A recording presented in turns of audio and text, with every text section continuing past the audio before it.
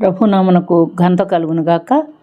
తెస్సలోనికి రాసినటువంటి మొదటి పత్రిక 4వ అధ్యాయము 4-5 వాక్యాలు మనం చదువుకుంటున్నాము. మీలో ప్రతివాడును దేవుని ఎరుగని అన్ని జనుల వలె కామాభిలాషి యందు కాక పరిశుద్ధత యందును ఘనత యందును తన ఘటమును ఎట్లా కాపాడుకొనవలెనో అది ఎరిగి ఉండటియే దేవుని చిత్తము. ప్రియమైనటువంటి దేవుని బిడ్డలారా, మనందరి పట్ల దేవుని యొక్క చిత్తం ఉందని దేవుడు ఇక్కడ తెలియపరుస్తున్నట్లుగా మనం చూస్తున్నాం. మనం ఆయన బిడ్డలం కనుక మరి మనకు బిడ్డలు ఉంటే వాళ్ళు ఎలా ఉండాలో ఏమై ఉండాలో అనేది ఒక మన ఉద్దేశం ఉంటుంది. దాని ప్రకారంగా మనం వాళ్ళని పెంచుకోవాలి లేదా మలుచుకోవాలని ఆశపడుతూ ఉంటాం.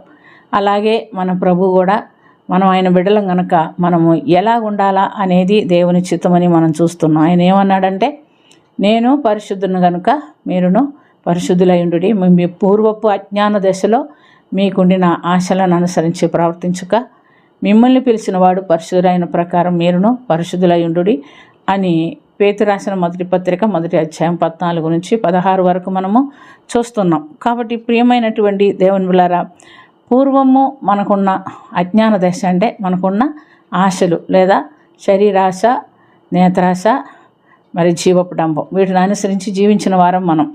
అలా జీవించడం దేవునికి ఇష్టం లేదు. వాటిని విడిచిపెట్టి మిమ్మల్ని పిలిచిన వాడు పరిశుద్ధుడు కనుక మీరును పరిశుద్ధులయుండుడి అని సెలవిస్తున్నాడు. అనగా మనము ఎలాంటి జీవితం జీవించాలి?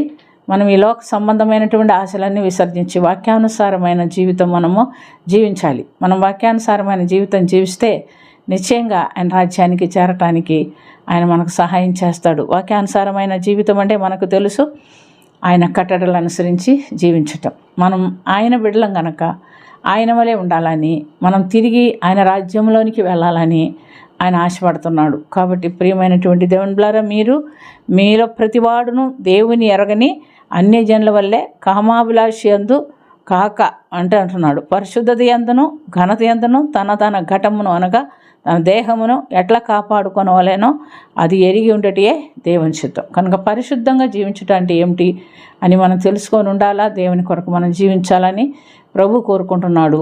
అలాంటి ఒక ఆత్మీయ జీవితం దేవుడు మనకు దయచేయనట్టుగా దేవుని సన్నిధిలో మనం ప్రార్థన చేసుకుందాం. శ్రద్ధగా మీరు మా దేవుడు, మా తండ్రి, మా ప్రభు నాయన, మీ ఇష్టానుసారంగా మేము జీవించలాగున మీ వాక్యానుసారమైన జీవితం మాకు దయచేయండి. మమ్మల్ని పరిశుద్ధపరచండి.